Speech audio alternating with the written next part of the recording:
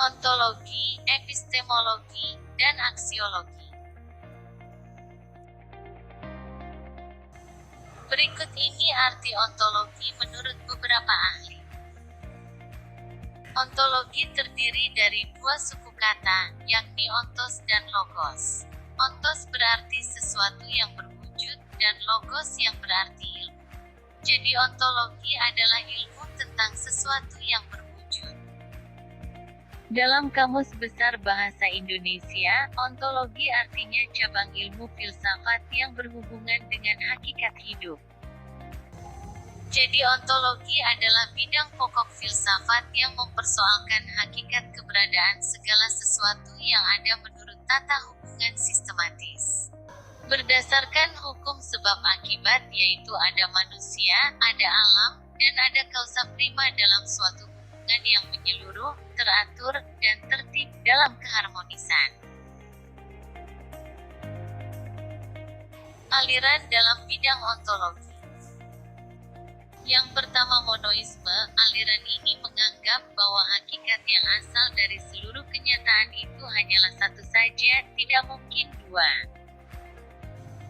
Yang kedua, dualisme. Aliran ini menganggap bahwa benda terdiri dari dua macam hakikat sebagai sumbernya, yaitu hakikat materi dan hakikat rohani.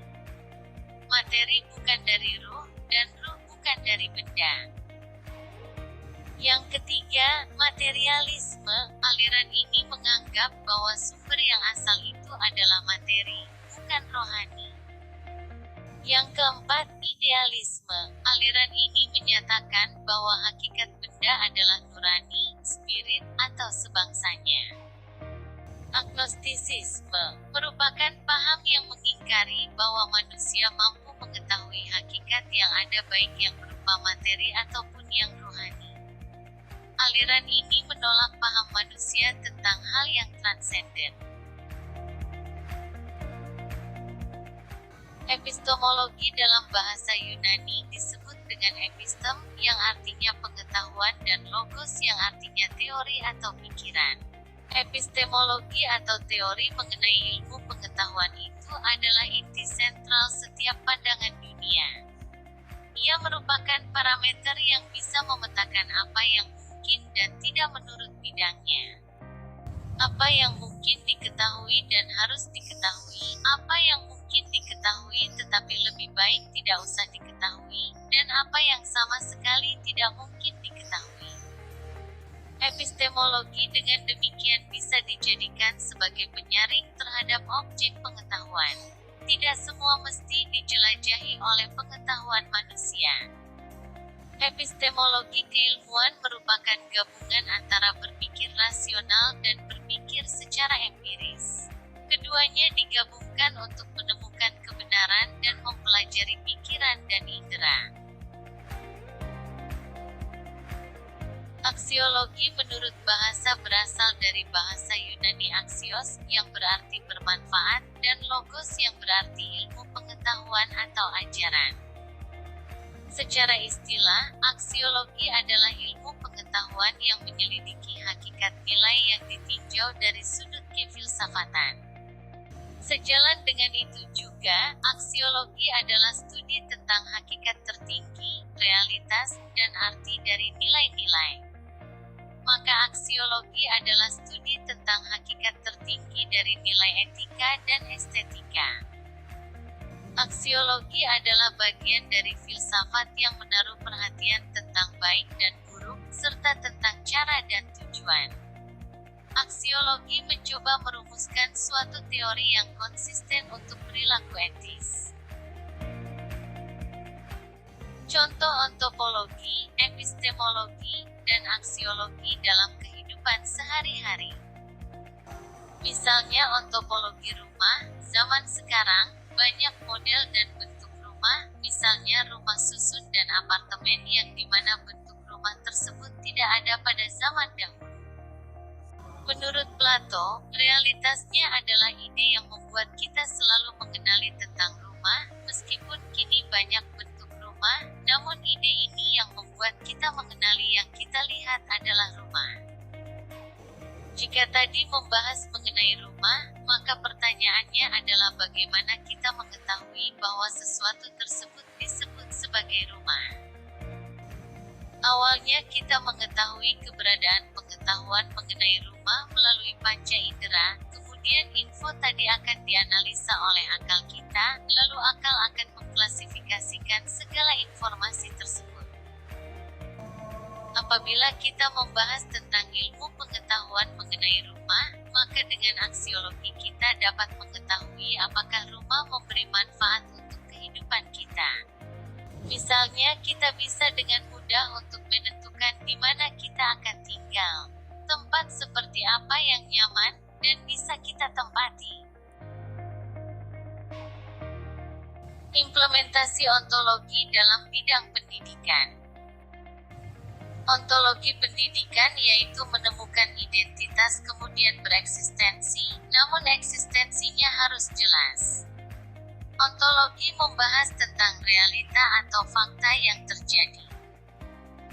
Suatu realita sebagai perwujudan, menampakkan diri sebagai satu tubuh, satu eksistensi, sesuatu itu mendukung satu perwujudan, yakni keseluruhan sifatnya. Yang utama dari perwujudan itu adalah eksistensinya. Wujud atau adanya sesuatu itu adalah primer, sedangkan sifat yang lain seperti ukuran, bentuk, warna, dan beratnya hanyalah sekunder. Sebagai contoh, apakah sesungguhnya hakikat lantai dalam ruang belajar? Ada yang menjawab bahwa lantai itu bersifat datar, padat tetapi halus dengan warna tertentu. Apakah bahannya? Pastilah lantai itu suatu substansi dengan kualitas materi. Inilah yang dimaksud bahwa lantai adalah suatu realitas yang konkret. Implementasi epistemologi dalam bidang pendidikan. Epistemologi merupakan aspek yang membahas tentang pengetahuan filsafat. Aspek ini membahas bagaimana cara kita mencari pengetahuan tersebut. Dalam aspek epistemologi ini terdapat beberapa logika, yaitu analogi, silogisme, premis mayor, dan premis minor. Metode pembelajaran itu sangat penting, karena dengan adanya metode itulah proses pembelajaran akan berjalan dengan lancar. Proses pelaksanaan pendidikan tidak terlepas dari bagaimana pendidikan itu dirancang, dirumuskan, dilaksanakan, ataupun dievaluasi. Dalam epistemologi dikenal sebuah cara untuk mendapatkan sebuah ilmu, maka di dalam pendidikan mulai dari perancangan sampai evaluasi pendidikan haruslah dilakukan secara benar, tepat, dan ilmiah. Pendidikan tidak bisa dilaksanakan secara pengalaman, oleh karena itu di dalam mengkaji sebuah sistem proses pendidikan haruslah sebuah hasil dari kajian yang amat mendalam. Implementasi aksiologi dalam bidang pendidikan. Menurut Surya Sumantri, aksiologi adalah teori nilai yang berkaitan dengan kegunaan dari pengetahuan yang diperoleh. Menurut Kamus Bahasa Indonesia, aksiologi adalah kegunaan ilmu pengetahuan bagi kehidupan manusia, kajian tentang nilai-nilai khususnya etika. Penerapan aksiologi pendidikan misalnya pada etika yaitu ketika guru mengajar kepada siswa yang sangat keras kepala tetapi tetap mengajarkannya dengan sikap lemah lembut. Atau dengan contoh lain yaitu dengan adanya mata pelajaran kewarganegaraan yang mengajarkan tentang bagaimana bersikap yang baik. Jika penerapan pada estetika, yaitu terdapat pada mata pelajaran kesenian yang mengajarkan tentang estetika atau keindahan terhadap karya manusia. Aksiologi adalah suatu pendidikan yang menguji dan mengintegrasikan semua nilai tersebut dalam kehidupan manusia dan menjaganya, membinanya di dalam kepribadian peserta didik. Etika dan estetika filsafat ilmu. Etika dalam filsafat pendidikan. Etika adalah bagian filsafat nilai dan penilaian yang membicarakan perilaku orang. Semua perilaku mempunyai mempunyai nilai dan tidak bebas dari penilaian. Jadi, tidak benar suatu perilaku dikatakan tidak etis dan etis.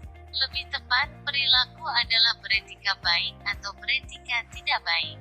Sejalan dengan perkembangan penggunaan bahasa yang berlaku sekarang. Istilah tidak etis dan etis tidak baik untuk hal yang sama. Demikian juga etis dan etis baik. Jadi etika merupakan cabang filsafat yang membicarakan perbuatan manusia. Cara memandangnya dari sudut baik dan tidak baik, etika merupakan filsafat tentang perilaku manusia. Antara ilmu pendidikan dan etika memiliki hubungan erat. Etika sangat besar mempengaruhi pendidikan, sebab tujuan pendidikan itu adalah untuk mengembangkan perilaku manusia. Estetika dalam filsafat pendidikan Islam. Estetika adalah bagian filsafat tentang nilai dan penilaian yang memandang karya manusia dari sudut indah dan jelek. Indah dan jelek adalah pasangan dikotomi, dalam arti bahwa yang dipermasalahkan secara esensial adalah penginderaan atau persepsi yang menimbulkan rasa senang dan nyaman pada suatu pihak. Rasa tidak senang dan tidak nyaman pada pihak lainnya. Ini mengisyaratkan ada baiknya bagi kita untuk menghargai pepatah De Gustibus Non Disputum. Meskipun tidak mutlak, tidak untuk segala hal. Pendidikan yang di dalamnya mengandung nilai-nilai estetika akan mampu memberikan warna tersendiri bagi pelaku pendidikan. Implikasi aksiologi dalam pendidikan. Implikasi aksiologi dalam dunia pendidikan adalah menguji dan mengintegrasikan nilai tersebut dalam kehidupan manusia dan membinakannya dalam kepribadian peserta didik. Memang untuk menjelaskan apakah yang baik itu benar, buruk dan jahat bukanlah sesuatu yang mudah. Apalagi, baik, benar, indah, dan buruk. Dalam arti mendalam dimaksudkan untuk membina kepribadian ideal anak, jelas merupakan tugas utama pendidikan. Pendidikan harus memberikan pemahaman atau pengertian baik, benar, bagus, buruk dan sejenisnya kepada peserta didik secara komprehensif dalam arti dilihat dari segi etika, estetika, dan nilai sosial. Dalam masyarakat, nilai itu terintegrasi dan saling berinteraksi. Nilai-nilai di dalam rumah tangga atau keluarga, tetangga, kota, negara adalah nilai-nilai yang tak mungkin diabaikan dunia pendidikan. Kegunaan aksiologi dalam ilmu pendidikan. Aksiologi ilmu pendidikan sebagai nilai kegunaan teoretis. Kegunaan bagi ilmu dan teknologi. Hasil ilmu pendidikan adalah konsep ilmiah tentang aspek dan dimensi pendidikan sebagai salah satu gejala kehidupan manusia. Pemahaman tersebut secara potensial dapat dipergunakan untuk lebih mengembangkan konsep-konsep ilmiah pendidikan. Baik dalam arti meningkatkan mutu konsep ilmiah pendidikan yang telah ada, maupun menciptakan konsep-konsep baru yang secara langsung atau tidak bersumber pada konsep ilmiah yang telah ada. Aksiologi ilmu pendidikan sebagai nilai kegunaan praktis. Kegunaan bagi praktek pendidikan. Pemahaman tenaga kependidikan secara komprehensif dan sistematis turut serta dalam menumbuhkan rasa kepercayaan diri dalam melakukan tugas-tugas profesionalnya. Hal ini terjadi karena konsep-konsep ilmiah pendidikan menerangkan prinsip-prinsip bagaimana orang melakukan pendidikan. Kegunaan bagi seni pendidikan. Sebuah kegiatan pendidikan dikatakan sebuah seni pendidikan apabila kegiatan tersebut tidak saja mencapai hasil yang diharapkan, tetapi proses pelaksanaannya dapat memberi keasyikan dan kesenangan, baik bagi peserta didik maupun pendidiknya. Dalam kegiatan sebagai seni, berlangsungnya suatu proses hubungan hubungan sosial, melibatkan emosi yang cukup mendalam dan nilai-nilai kemanusiaan. Hal ini mengandung arti bahwa penerapan konsep-konsep ilmiah pendidikan dalam praktek pendidikan perlu memperhitungkan terpenuhinya kebutuhan emosional, berupa rasa puas, rasa senang, maupun rasa yang sejenisnya. Hal ini dapat dicapai hanya apabila dikemas dalam bentuk prosedur dan teknik pendidikan yang manusiawi. Kesimpulan: ontologi membahas tentang apa yang diketahui oleh manusia.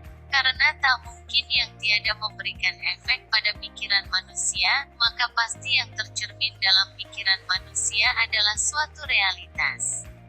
Realitas atau kenyataan adalah segala sesuatu yang ada. Pentingnya pembahasan ontologis berkaitan dengan pembuktian kebenaran pikiran dari isi yang dikandung oleh pikiran.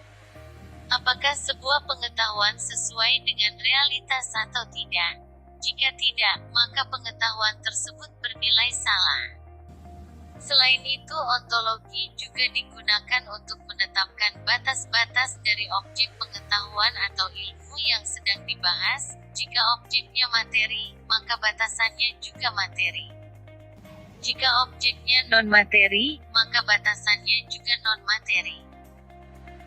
Epistemologi, pembahasan ini berkaitan dengan apakah suatu ilmu diperoleh dengan cara yang bisa didapatkan orang lain atau tidak.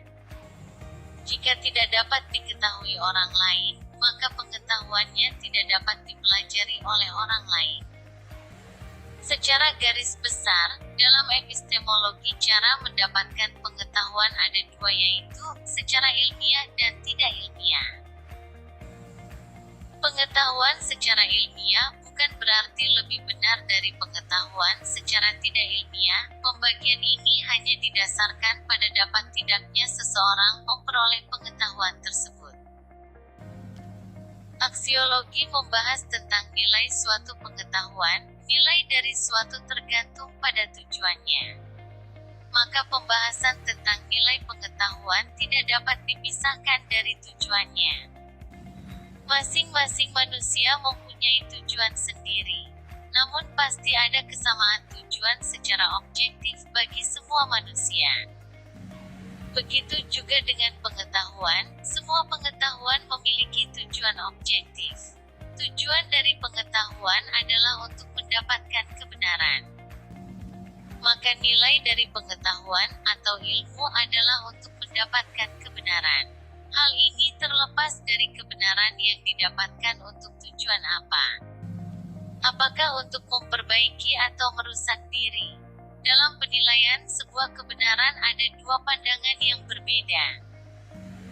Pertama adalah pandangan bahwa kebenaran bersifat mutlak. Pandangan ini disebut sebagai absolutisme. Pandangan kedua menyatakan kebenaran bersifat relatif atau relativisme. Terima kasih.